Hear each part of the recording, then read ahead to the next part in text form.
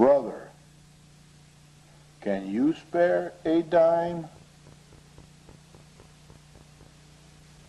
Once Winsted was vibrant and revenue was growing. The businessmen that you see pictured tonight provided the momentum. They needed skilled employees, and they provided the environment for them. They provided the environment for citizens to improve their skills and live a comfortable life. Brother, can you spare a dime? Their wares were sold throughout the world. This enabled them to enter politics here at home without affecting their business too much. Most things were done by the businessmen for the good of all the residents of the town of Winchester. The taxes the businessmen paid were enough to enable the residents to stand tall. Brother, can you spare a dime? Things are different now since they went away. It is much harder for the existing businessmen to play. They sell most of their wares to local families in town. To publicly avoid politics for them is a must. Brother, can you spare a dime? Some businessmen still want to lead at perhaps considerable cost.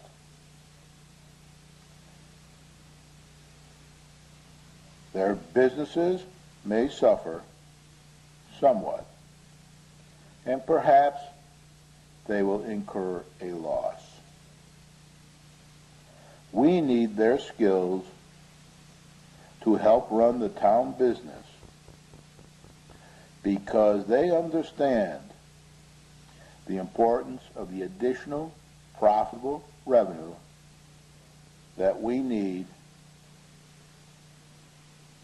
to succeed as a well-balanced business. Brother, can you spare some time?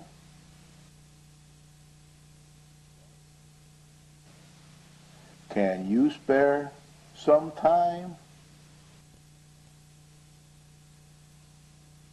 Balanced business. Brother, can you spare some time?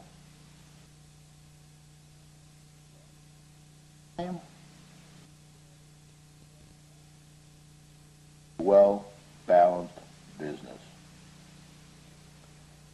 Brother.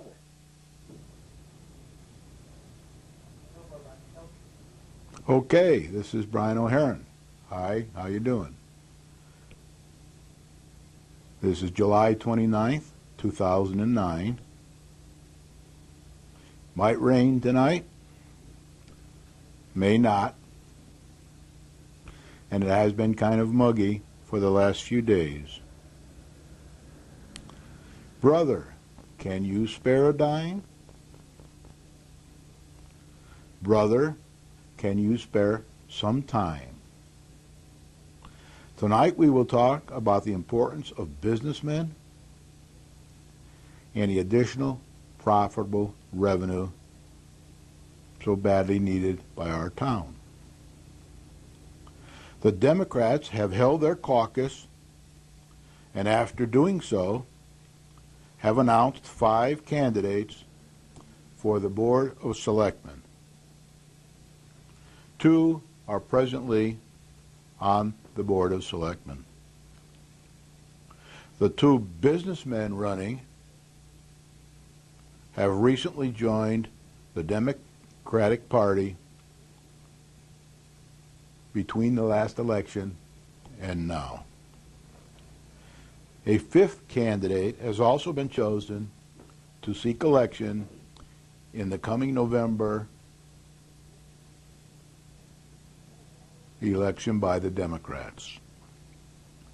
The recent candidate choices of the Republican and Democratic town committees, we can only vote for people they put forward, unless we decide to vote for some of the people that will become eligible in early September, the petitioners and the smaller parties. These candidates will give the Winchester voters a very clear choice in the coming election. I will discuss a bit about my reasoning for this statement tonight and in future weeks. Of the Democrats, 2 of the more senior candidates are from the Highland Lake District.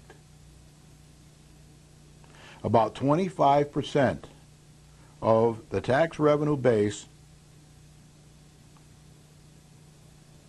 comes from the Highland Lake District. Many of their supporters are also from the Highland Lake District. Of the Republicans, all 5 candidates, about 75% of the tax revenue base, live in the town outside of the Highland Lake District, as do most of their major supporters. The major political parties take different views on the urgency of the need for additional profitable revenue, have different perspectives concerning this revenue, and have different ways of approaching the revenue problem. So tonight I will be discussing for the entire program a bit about the need for revenue in the town and some of the details behind that. At the election, you voters in town will get to make a decision about this approach to obtaining revenue, much like you did in the last election. Before and after the last election, I mentioned that the existing businessmen-dominated Board of Selectmen and the current new town manager would need at least 5 years to succeed with the help of the major development projects planned for the Enterprise Corridor between Winsted and Torrington, if we can eventually get them approved by the Army Corps of Engineers and the Department of Environmental Protection. There are some issues there that need to be resolved. There has been some progress on this front, and I will mention it tonight. It's never over, as Yogi Berra said.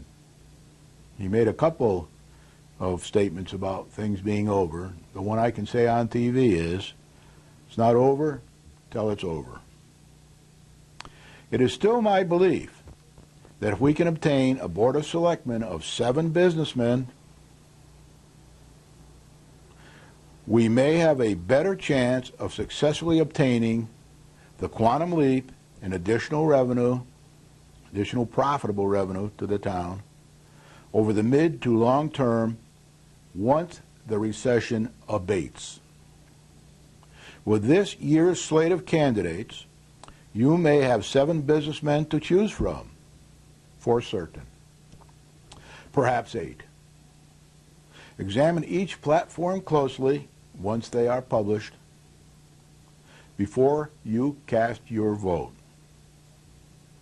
Favor those who are trying to get more revenue rapidly into this town, profitable revenue, no matter which party they emanate from or which petitioners are chosen. In early September, around September 2nd, 2009, when the petitioners and minority party candidates are known, there may be one or two more businessmen candidates that have in the past been in favor of the major development efforts and their associated additional profitable revenues. Tonight I will once again be spending most of the time on the badly needed additional profitable quantum leap in the current revenue base.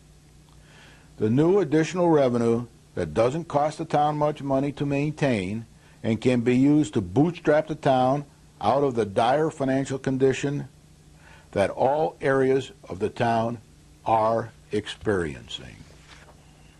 The agenda for tonight, July 29, 2009. I'll next talk about the November election, how many days to go, and then I'll spend most of the program on the need for additional profitable revenue, and I will try to play a little 2-minute clip of one of the local programs towards the end of this program.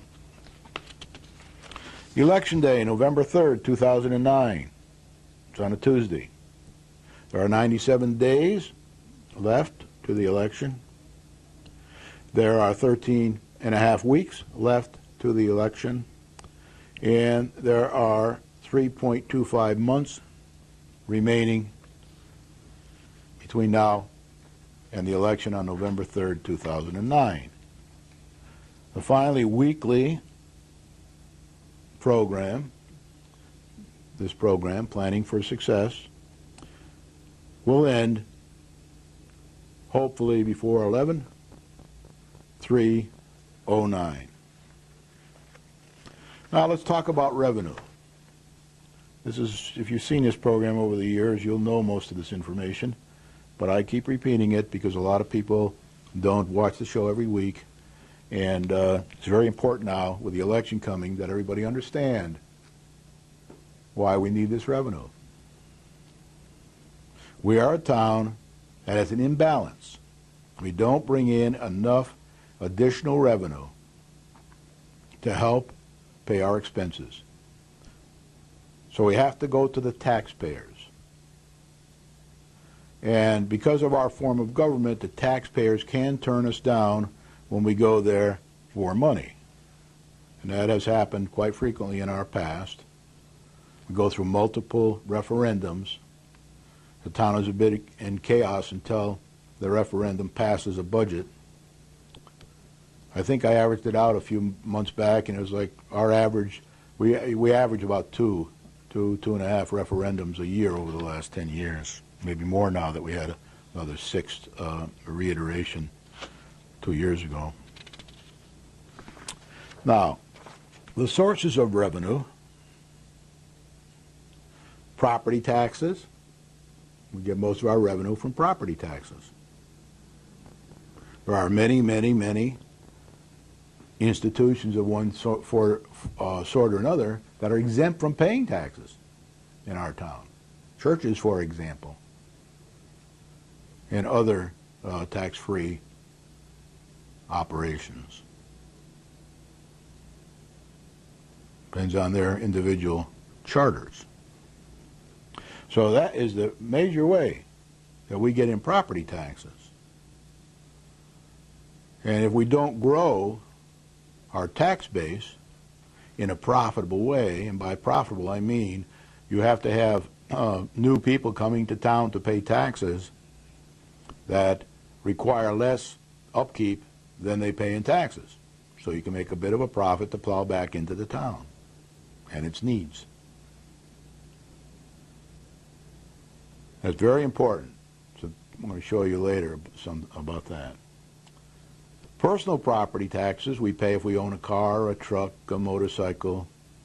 And businesses in town pay a lot of personal property taxes for the equipment they need to run their business, like lathes and machinery and desks and every other thing. I can't list you everything, it would take forever. But they do pay, and some people pay pretty hefty. Some of these businesses pay pretty hefty in the area of personal property taxes. Now, we all pay something if we have a car, a truck, a boat, whatever.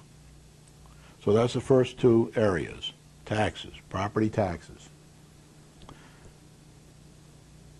And of course, in residential area, property taxes far outnumber the personal property taxes. This is peanuts compared to this in the residential area. In the business area, it's not.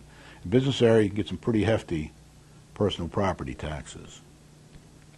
State and federal matching grants. In that case, we would have to put up 30%, and the state would put up 70%. So that kind of be nice free revenue. But we have to put up 30% of that money. And for a town as strapped as we are, with as many needs that we have for redevelopment and development, it's tough to get that 30% from the existing taxpayers. We also have some state and federal grants that we don't have to match as a gift from heaven for us as local taxpayers. It's not a gift from heaven for us as state and federal taxpayers. But there are some of those that happen. We recently got a grant from the feds to do some work in town. I think it amounts to $400,000 or $500,000 that we don't need to put up anything against that. So those don't happen very often, but when they do happen, they help. And then we get a lot of money from the state. I think it's $6 or $7 million a year, and that's mostly for education, for the school system, which is about 63 to 65% of our yearly annual budget, as it is in most towns in Connecticut. And then we get gifts. Now, last time I looked at the gift line in the town budget, it was zero. But we do get people donating money to the town. They're very, very small amounts. Now, I'm not counting United Way here. That's a separate situation, so I'm not discussing that here. Then there are various fees. The gifts are they're negligible, the gifts. There's various fees that collected by various departments in town, like the building permit fees. And then there are fees for dog licenses and things like that that are in the town clerk's office and those kind of things. So there are fees there. And then the other way we get some money each year, nowhere near enough, is an additional profitable taxes from new taxpayers. Now that's a little tricky, because if we get in new taxpayers that have 1, 2 children in their family, we can probably be losing money pretty quickly on that new taxpayer.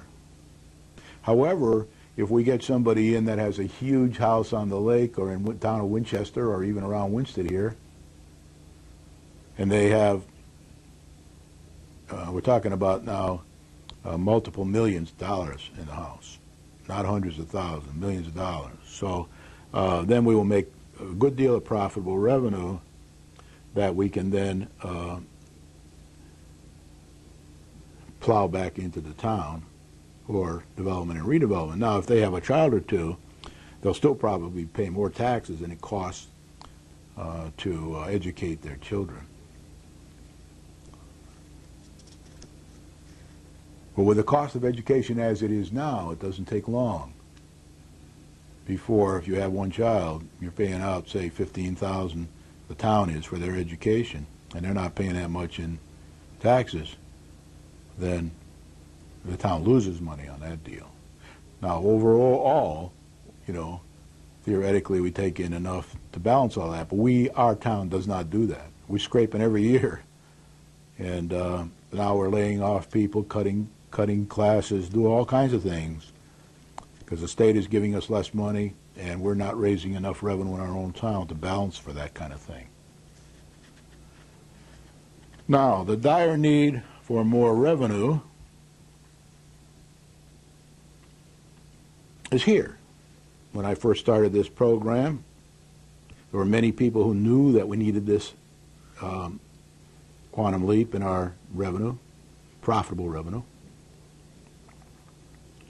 The Republicans were the first and most outspoken people to recognize this need and actually work from week to week by going to meetings and things over the last 5-6 years to try to help expedite this revenue. The Taxpayer Association knew that we needed this revenue and wrote letters to the papers and things.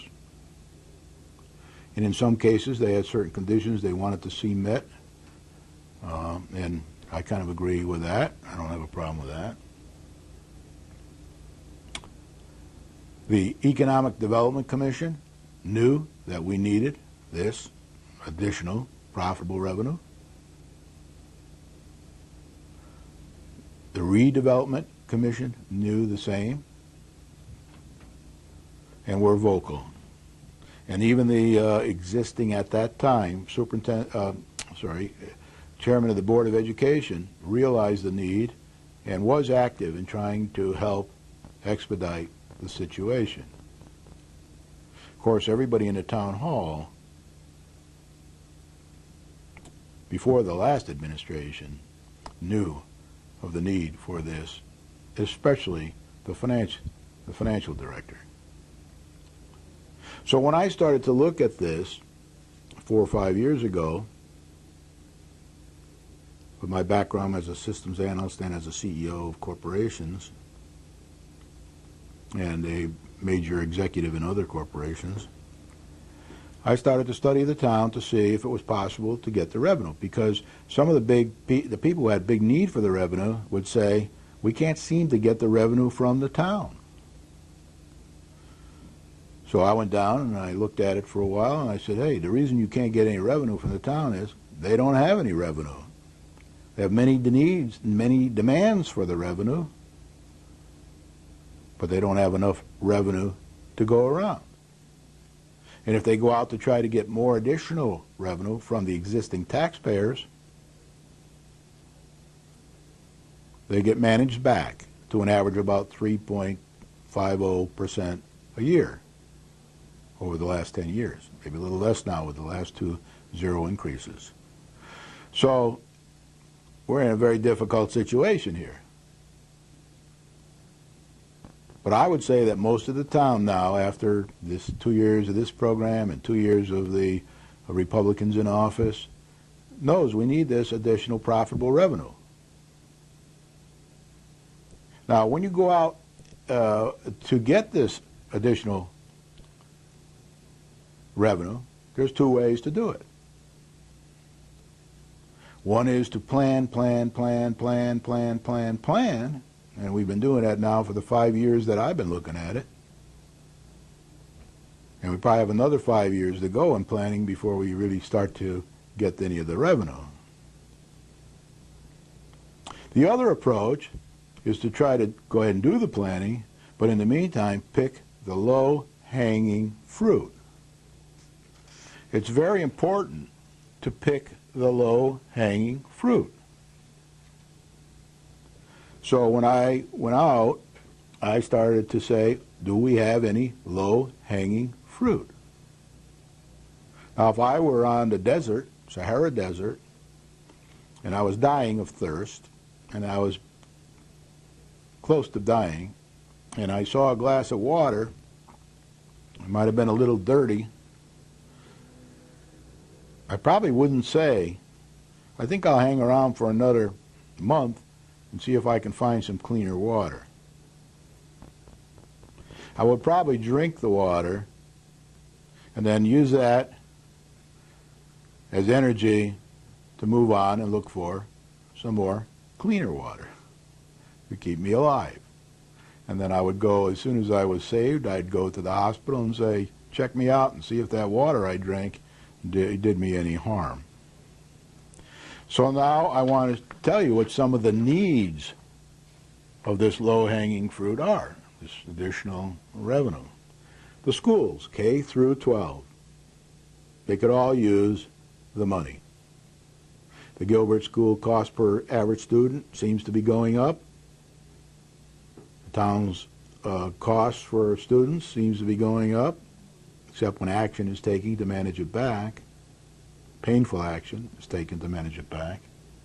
And the test scores don't seem to be adequate from what I read in the newspapers and other places. The police department. We're in an antiquated police department in the town hall.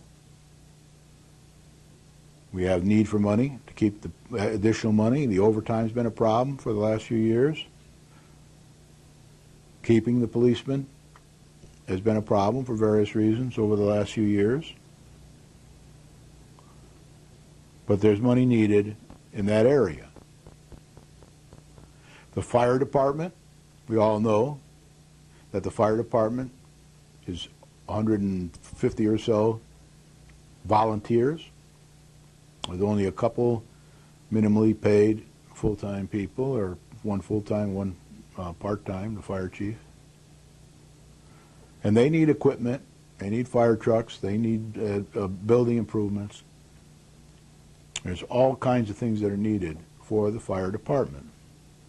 The town hall itself needs to be upgraded. Some upgrading has happened over the last few years, but they need to be able to have room for their filing system down there. They need to keep their computer systems up to snuff and spend money. I think they just spent $150,000 to get new software that they'll pay over the next 4 or 5 years.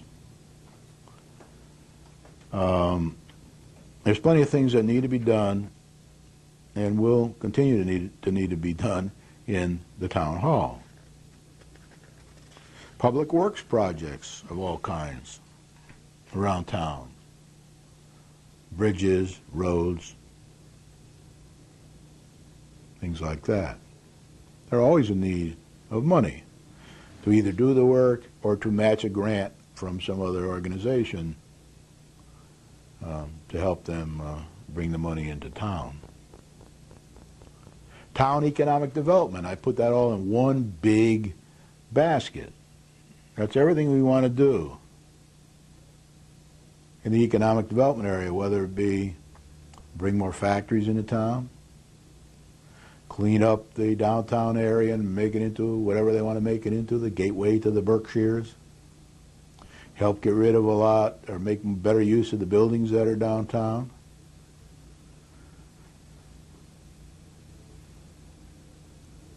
All the things that they want to do. They got a new plan they're trying to put together that's costing them some money. It's not huge numbers, but it's enough to make it a challenge for them to get it. That's happening now, but that's a long-term project. But I'm sure they would be very happy if they could get 500 to 600,000 more a year to help speed up this process of cleaning up our town and bringing more businesses to town. I'm going to try to play a little clip of one of their programs tonight if I have enough time. If not, I'll do it next week or the week after.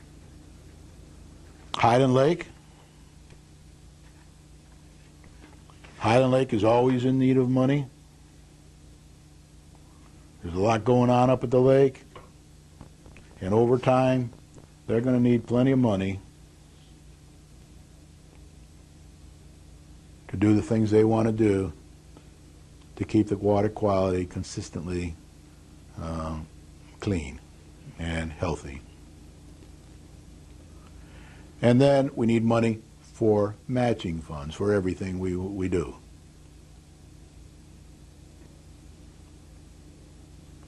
So there's plenty of needs for money. I don't have them all listed here.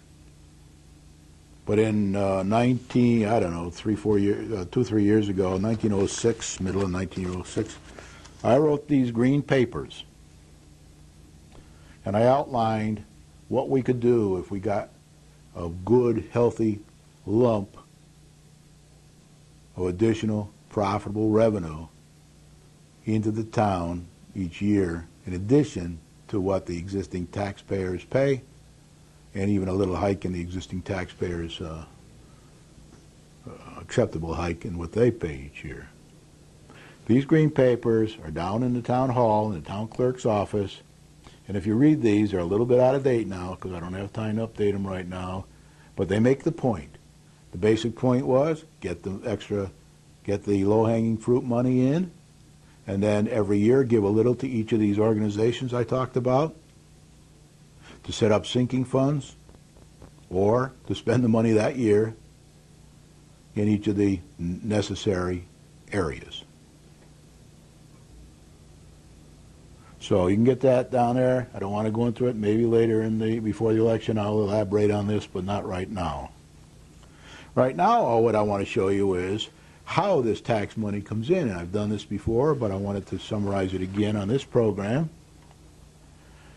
And I'm going to go over with you right now the top 10 taxpayers. And then I'll discuss a little more about the top 100 taxpayers in our town. And for this exercise, I got the information from the town hall a few months back, collated it. I had very little to do because most of the information was there. But I added together the taxpayers for property, and then I added onto their property tax amount, the amount they pay in personal taxes for the top 10. And I came up with a list of about the top 100 taxpayers in order of largest one first. But I'm only going to show you 10, and then I'll make the point myself with the rest of them. So the top taxpayer in town with the least demands on our services is a shopping center in New Hartford Road, better known to you as Stop and Shop. And it's a retail business. Their property's worth roughly $12.5 million, and they pay $300,000 a year in property and personal taxes. They're our largest taxpayer as of a few months ago. Howmet Casting, that's in the industrial park, up on the old Route 8. They pay $96,306 in property and personal taxes.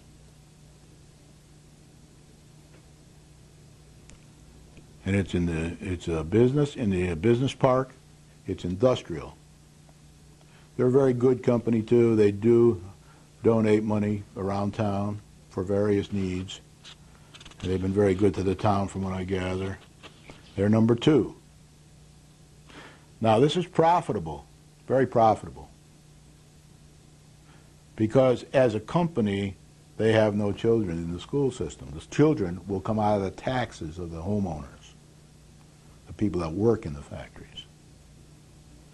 They do have some demands on the town, of course.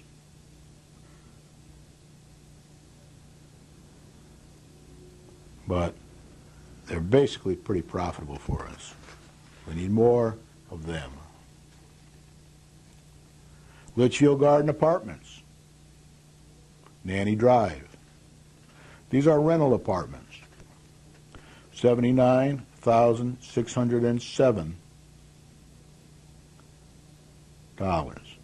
in taxes. I don't know how profitable this number is. I haven't looked into the detail. It depends on whether they have children in there and whether this is just for the property tax and the individuals in there pay their own taxes and then they pay for their children to go to school. I haven't looked into that, so I can't tell you how profitable that one is. Now, there's a nursing home on East Lake Street up at Highland Lake. We get $63,726 in taxes from them. And number 4. That's a medical facility. It's very well used up there and very good service for what I gather. We've had relatives in there from time to time. Number 5, Barden Corp., Coldbrook River Road.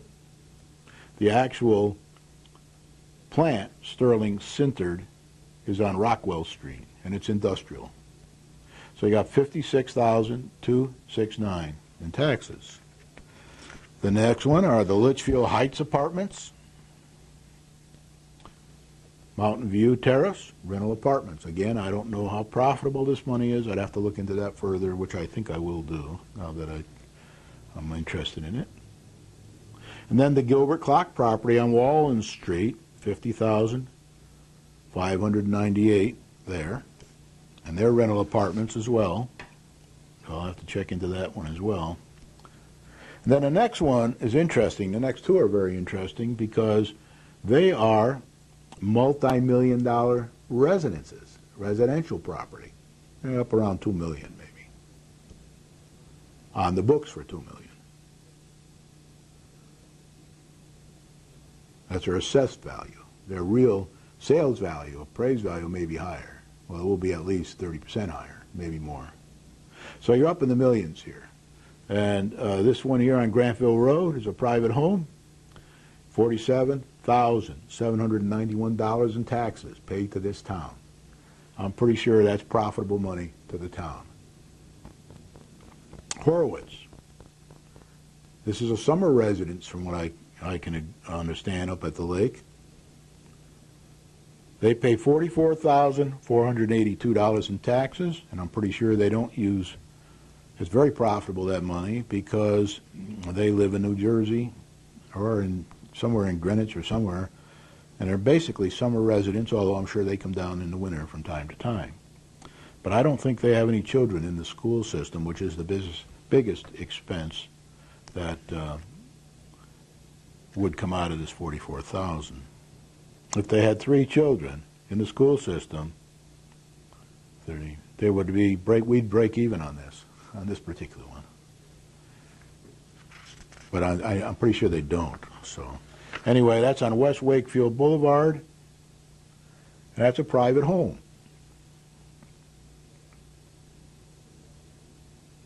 And then we have another private home, which is again up near Grantville Road. It's on West Road. It's $44,103. So you got one lake property that's up pretty $45,000 or so, and you got 2 up in Winchester that are up there, and they produce, I'm pretty sure, very profitable tax. Now, what I want to do is I want to just read to you. I won't put a slide up for this, but I will read to you a bit from this report of the top 100 and or so. This is the report, and these are in priority order, 1 through 100. The first 10 I read to you. But now I'm just going to read to you a few of the other ones that are in the top 100.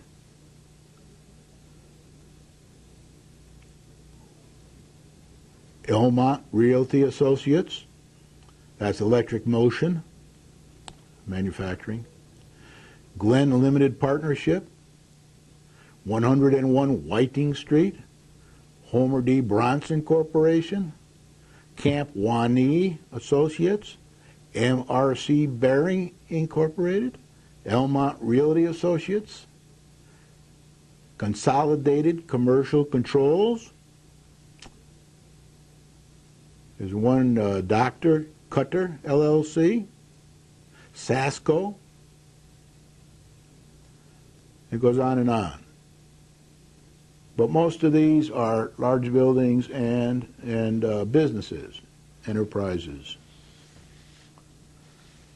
So the point I want to try to make here is that up at the top is where we get most of our most profitable revenue from. And it comes from basically 3 things. It comes from the shopping centers.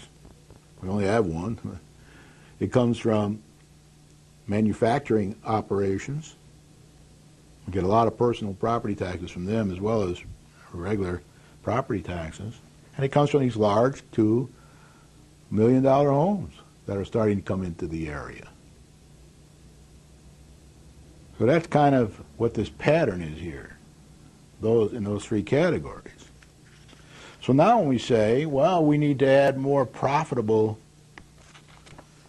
revenue to help the existing taxpayers of the town burden that we have to carry and to get us out of this hole we've put ourselves in since the flood. And we're looking for the low-hanging fruit. we have a couple major revenue opportunities. Nothing new here. We've had them for 6 years, just haven't taken advantage of the opportunities. There are two major developments, residential developments. Most of the property, most of the houses in there, and there's a golf course there too. They're along the northeast corridor between Winston and Torrington. And most of the homes that will be around that golf course are age 55 and over. So according to the report that you can read in my green papers or from the Planning and Zoning Office that was put together by the developer, it will be very low burden on the town. There'll be some burden, of course, but relatively speaking, there'll be a lot of profitable revenue from these two developments and the golf course. We actually probably could have had a little more profitable revenue, but the town decided that they wanted to have some of the buildings with children in there. Now, there's no reason why these couldn't have been approved 3 years ago. And the reason they haven't been approved is because there is resistance in the town to approving these projects for various reasons. But the bottom line is they didn't get approved. They didn't get moving. We get zero, almost minimal taxes from them. And then we got hit by the recession. And that hurts everybody, you, me, all of us. So that will drag this thing out even longer.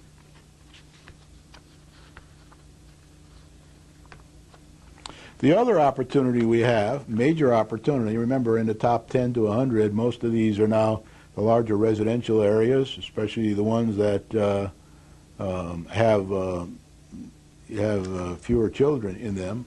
Now, we have plenty of children in town. We're never going to get to the point where we're all old-age town. This is going to be balanced. But we're a long way from that now. But between Colebrook and Torrington, we have the whole northeast business corridor from Colebrook to Torrington, but especially between Winston and Torrington. And there are things happening on the corridor. There are somebody left the business park and somebody else came in and are growing a business there. And there's somebody who has applied for a business, to build a business facility up by Danfield Thread. That's going through the planning land use boards now. So things are happening, but these are what I would call backfilling. They're backfilling for people that have either left or are leaving the tax rolls. So they're not going to give us any quantum leap. They're very good. We need to have them. We need to keep moving. We can't keep losing taxpayers. We're going to have to fill. But they're filling gap more than anything else, and we should thank them for doing that. So those are that's the low-hanging fruit right now. And this Northeast Corridor stuff for businesses is not that hanging that low. You need a bit of a ladder to get to that. And that's what the EDC is working on. The EDC is 100% in favor of the developments up on in the Northeast Corridor. The problem with the developments is that the developer has to pay to put the sewer down the line, down there. It's say $3 to $5 million worth of an investment. And I wouldn't think that's likely to happen during a major recession. But I think that after the recession's over, providing get all their permits, that they will either do something there or they will sell it to somebody who will do something there, because things will get better eventually. And the baby boomers are not going to go away. They're still going to be looking for less expensive homes outside of New York, Boston, New Jersey, Greenwich, and other places like that. So there's still hope here. And as a businessman, I always look positively at these things and say, how can we make it happen? Now, on Thursday of last week, July 23rd, 2009, there was a very positive meeting held in Hartford concerning the Highland Ridge Estates and St. Anne's Country Club project.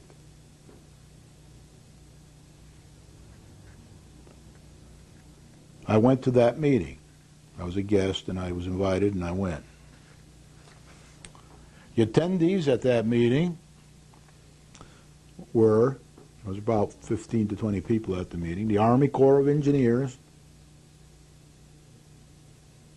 representatives of the Army Corps of Engineers, one at least of whom came down from Boston, the Department of Environmental Protection,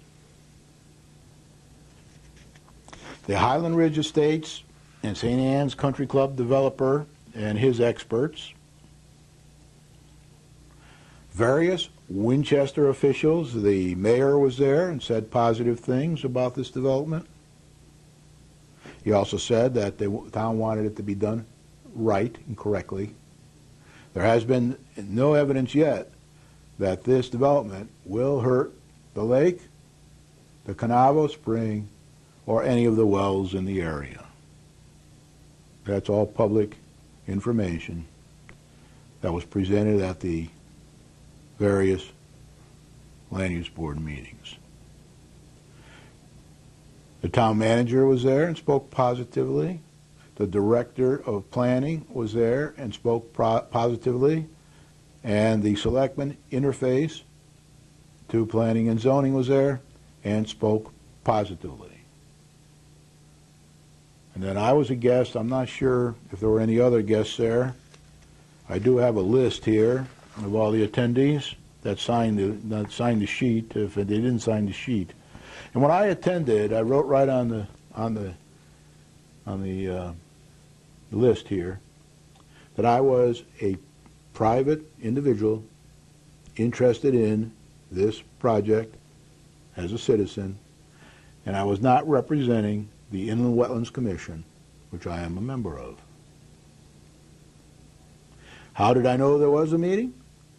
Because I called several people and asked them when the meeting would be, and they told me when the next meeting would be. They told me. And they said, would you like to come to this meeting? And I said, yes. So I went down. The meeting lasted about an hour and 45 minutes. Very positive. It was a very positive and cooperative meeting. Discussions took place between the parties for about 1.5, maybe a little more, hours. Questions were asked, positions were explained by the Army Corps and the DEP and the developer and the town, and a further meeting of engineers and experts from all parties will take place soon. They have to organize these meetings, and in this environment, it's not easy to organize a meeting because they all have budget problems now at the state of Connecticut level and even the town level. So they did mention that it's not just, you just don't call everybody to a meeting in Hartford because a lot of things have to be taken into consideration. So I don't know when the next meeting will be, but it won't be for people like me or the mayor or the town manager. It's going to be for the working experts, the engineers and experts from all the parties. They're going to get together, discuss all these problems, and try to come closer to some kind of a recommendation from the Army Corps and DEP. Right now, there are plenty of things they want to see changed, and there are things that the developer wants to see, so there's time here. I would say this probably won't get approved for another year, year and a half with this golf course. And you can say, well, he's already got approval for another development down there, but when it costs $4 to $5 million to run the sewer down, I don't think that's a viable business proposition. I don't know. I'm not the developer. He hasn't said anything to me. I haven't talked to him about it, but I know that I'm pretty sure that they want to get this thing, all the permits ready so that when the economy turns around, or even before, they can get cracking on the development up there, and then we can receive the additional profitable tax from there and the other benefits that the developer offered. Now I just want to talk a bit before the end of the program about, I was sitting watching TV one night and flipping around, and I saw the Winston Business Update program, which is on once a month. Sometimes they repeat it during the month, but it's at least once a month, usually on a Tuesday night, I think. But it was on May 5th, 2009. And it's a very good program. I watch it from time to time. Sometimes it puts me to sleep because it's a lot about state bureaucracy and how it works, and that puts me out. But this particular meeting, the host was John Marisi, the head of the EDC, chairman, and Bill Pratt, who's also on the EDC commission, Economic Development Commission. They had a very interesting two guests on there. One was Robert Santee, president of the Connecticut Economic Resource Center, called CERC, and Mark Waterhouse, president of the Connecticut Economic Development Association. I don't know what they call that, but they were on there for an hour talking to Mr. Morisi and Mr. Pratt.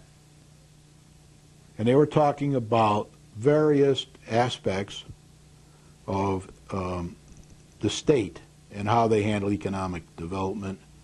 And these are two groups that try to help people come to the state with businesses, and they try to help people within the state add to their businesses. So they're kind of expediters, nonprofit type expediters that are working in liaison, trying to come up with computer databases and things like that. And now I'm going to show you a clip from that program. It's 1 minute and 46 seconds long, and it's a statement about the importance of manufacturing to Connecticut. And then I'll talk a bit about it again when the clip is over. So, as opposed to a service industry. In other words, you have a certain number of dollars that you can contribute beyond the person's labor rate, evaluated for manufacturing, and a certain amount of dollars for, say, inventing some little microbe that you do once. Mm-hmm. Where do you get more leverage? Yeah, manufacturing still is the most productive activity as far as what we call the multiplier effect. Manufacturing activities put more dollars into your economy than anything else. So we should be looking at ways that we can support our manufacturing through education, through whatever incentives policy that we can do. Right. It's very important, but it is, you talked about the jobs leaving the state, and, and this has been a debate at the national level, too. Those are not the jobs that are going to come back. We have to have this is where you were going, Bill, I think. You have to have a different type of manufacturing with a higher value add. Though I will tell you, I know there's a very successful button-making company in Milford, and it's because of the design, and because he's making buttons for very high-end couture, whatever.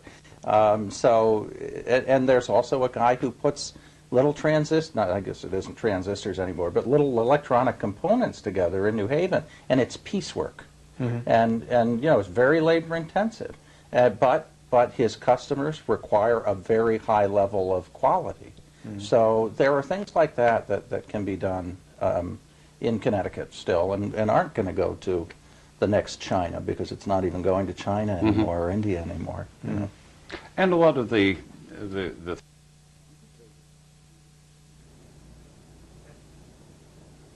Okay, I want to say now that that's a very, very nice clip. I remember it when it happened, and I kept remembering. I said, I better try to show that to people on the show. So I asked Bill Pratt, and he was very helpful in getting me a copy and made a clip out of it. But what I want to say is we already have industrial companies here that are providing us with very profitable tax revenue. And what the EDC wants to do, and what I'd like to see done, and the rest of the businessmen in town would like to see done, is to keep those businesses. That's a high priority for the EDC. It's their number one priority. Help them to grow, as you heard said on the clip, and then add more businesses. Get more into here, down in that industrial corridor, northeast corridor. So that's our backup plan to these major developments that are hurt by the recession. Unfortunately, so are most of the industrial companies. So we need to work hard on both, and then the more big houses, the multi-million-dollar houses we can bring in, the better. With that, I want to thank you. See you next week.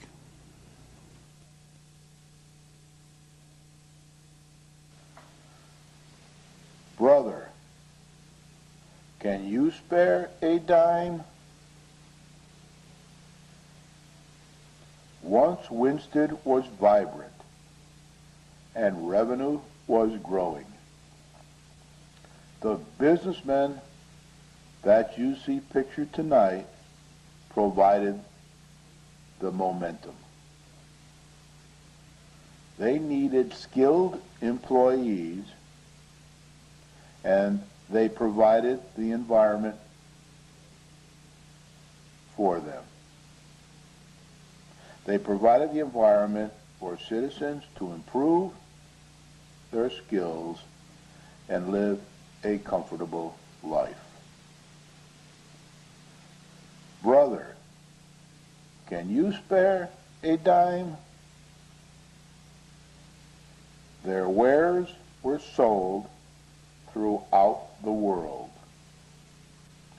This enabled them to enter politics here at home without affecting their business too much. Most things were done by the businessmen for the good of all the residents of the town of Winchester. The taxes the businessmen paid were enough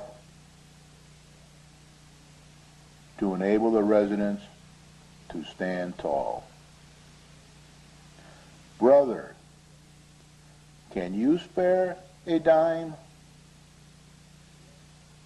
Things are different now since they went away.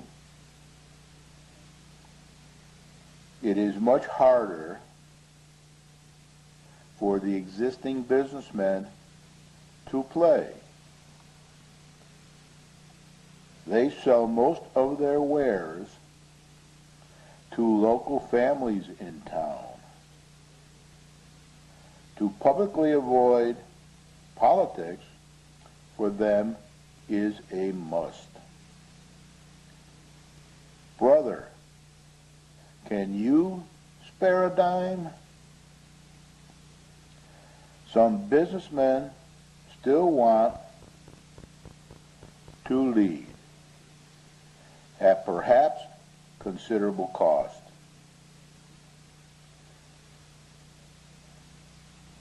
Their businesses may suffer somewhat, and perhaps they will incur a loss. We need their skills to help run the town business because they understand the importance of the additional profitable revenue that we need to succeed as a well-balanced business. Brother, can you spare some time?